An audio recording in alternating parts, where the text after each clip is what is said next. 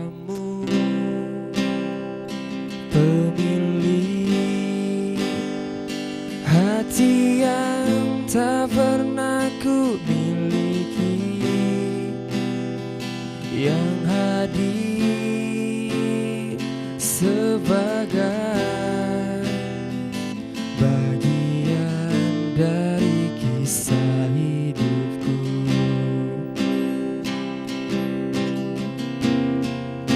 Aku tahu engkau sebenarnya tahu, tapi kau memilih seolah engkau tak tahu.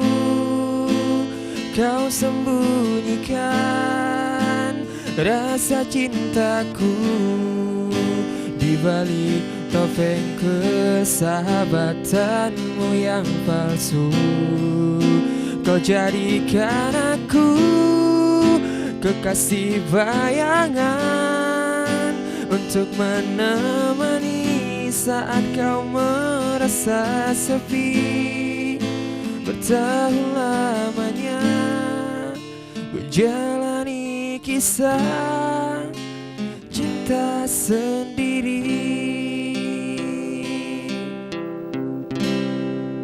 Tahu nggak sih tadi waktu kamu main gitar, aku tuh merhatiin, tahu nggak sih? Ini lama-kelamaan aku bakal baper nih. Oke lah, aku mau tanya gini, selama kamu bermusik sama teman-teman kamu kemana-mana udah diundang kan? Ini inspirasi bermusik kamu sebenarnya dari siapa sih? Dari teman-teman sih. Teman? Ya. Kamu makan teman? Enggak sih. Kelihatan banget kamu jomblonya. Nggak punya pacar gitu? Punya dong. Oh punya? Banyak kan? Oke. Satu lagi, kamu kan anak muda nih, usia mungkin baru 20-an ya, benar. Nggak jauh beda sih sama saya, masih 19 tahun. Punya komunitas nggak? Mungkin komunitas bermusik sudah pasti. Ya, ini suka olahraga? Olahraga pasti suka dong. Suka, juga punya klub sendiri. Ya. Kalau dalam klub kemanusiaan punya nggak? Oh, belum sih. Belum ya? Ya. Oke. Kakak ada nggak? Nggak ada juga sih. Tapi nggak apa-apa, boleh. Kita nanti gabung berdua ya di Iya, salah oke, satu oke, komunitas oke. yang nanti bakal aku panggilin lagi nih ya. Bisa. Oke, baik pemirsa. Mungkin Anda juga sama pikirannya seperti teman saya tadi si Rais, bahwasanya dia anak muda, dia suka sekali dengan bermusik dan dia suka banget dengan yang namanya olahraga. Tapi masih ada yang kurang kalau saya rasa. Rais kayaknya masih pengen mencari sebenarnya ini saya cocoknya kemana, jati diri saya sebenarnya kemana, suara saya kemana gitu ya. Ada salah satu juga bintang tamu saya, mereka juga bergabung dalam sebuah klub ataupun komunitas di mana yang isinya adalah anak-anak muda. Dan visi misinya juga mulia sekali, di mana mereka mau ataupun mereka ikhlas untuk mendonorkan darah mereka kepada orang-orang yang sangat membutuhkan. Kita sambut mereka dulu ya. Assalamualaikum, selamat pagi untuk kakak-kakak yang paling cantik. Pagi. Halo Kak Ina. Halo. Ini yang pertama kali kita jumpa ya Kak ya. Iya. Dan juga Kak Putri. Yuk kita duduk sambil ngopi. Bukan ngopi sih, tapi air mineral. Nggak apa-apa. Apa? Selamat datang di rumah Tia ya Kak. Lebih sehat. Kita berada dalam satu komunitas ya, tapi saya belum banyak tahu tentang komunitas ADO ini ya. Ini komunitas ADO ataupun spellnya ADO gitu ya. Boleh dong Kak Ina cerita sedikit ADO ini seperti apa? Mungkin ada juga di luar sana yang belum kenal dengan ADO. Ya, mungkin sebelum menjelaskan tentang apa sih sebenarnya ADO dan kenapa kita hadir di Aceh gitu. Terima kasih dulu buat Aceh TV yang mengundang kami. Ini juga mungkin salah satu wujud sosialisasinya.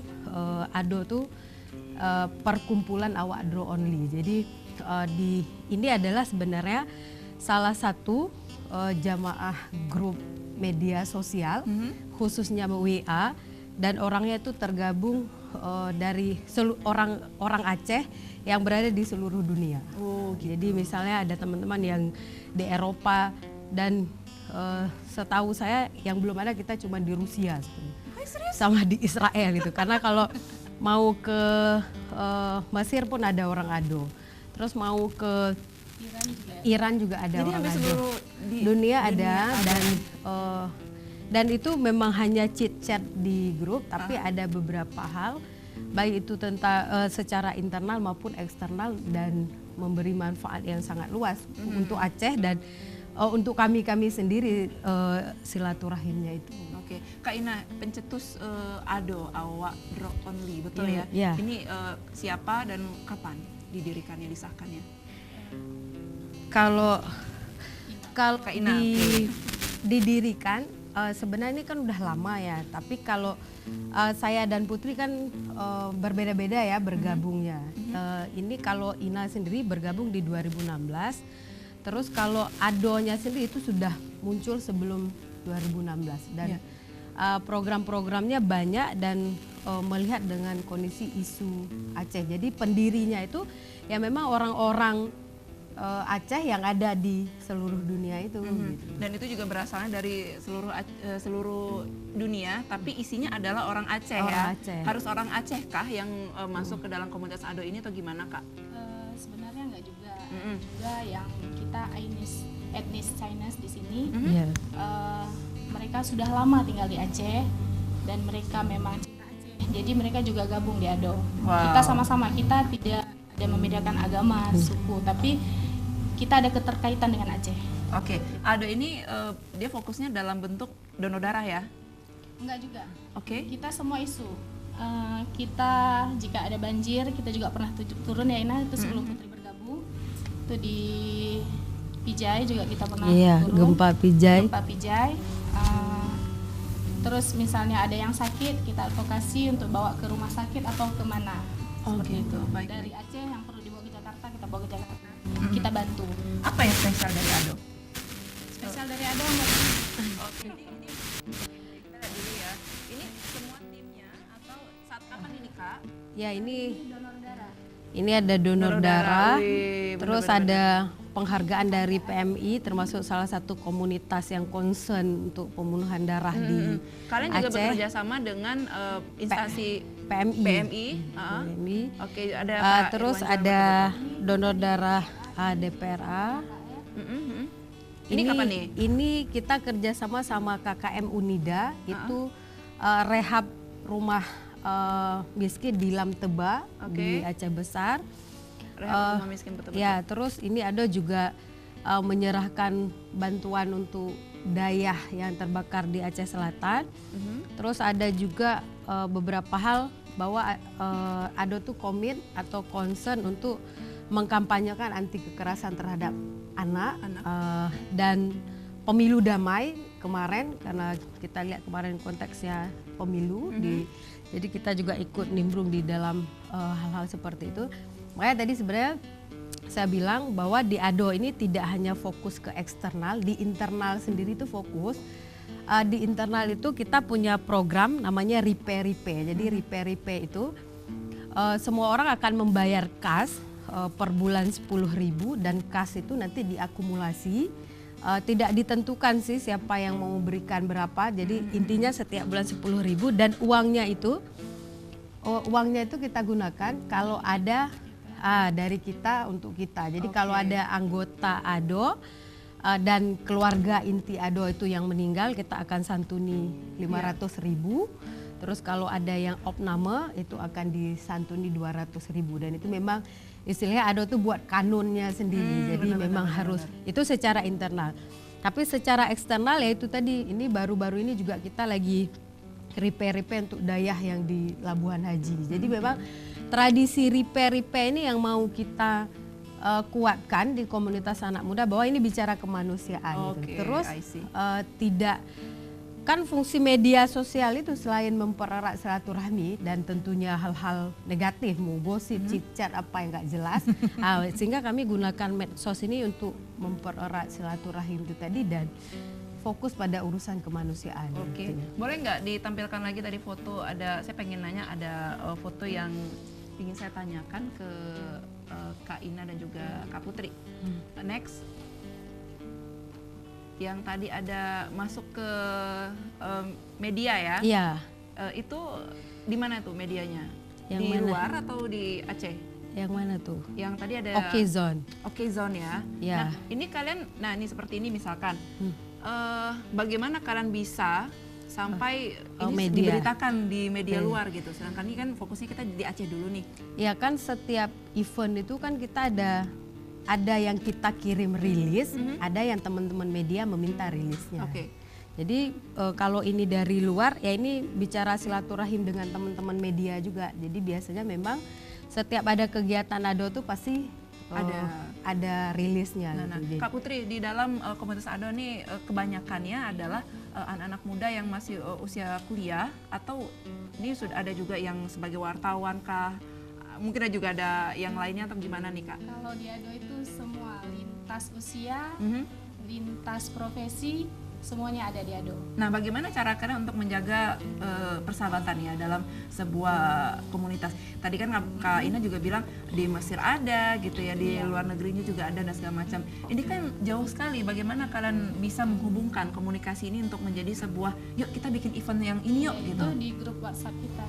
Jadi di situ ya. komunikasinya Jadi di grup WhatsApp. Di grup WhatsApp itu ada aja topik yang dibahas setiap hari, isu apa, selalu ada aja bahasan. Dan kita mengenai isu sosial, begitu ada berita seperti ini kita langsung jalan. Misalnya kalau di Banda Aceh, siapa anggota ADO yang Banda Aceh, mereka yang bergerak. Di Jakarta, siapa yang Jakarta bergerak. Nanti ada PD dan lain-lain. Dari donasinya sendiri, bantuan untuk mereka-mereka yang membutuhkan, dari mana hasilnya?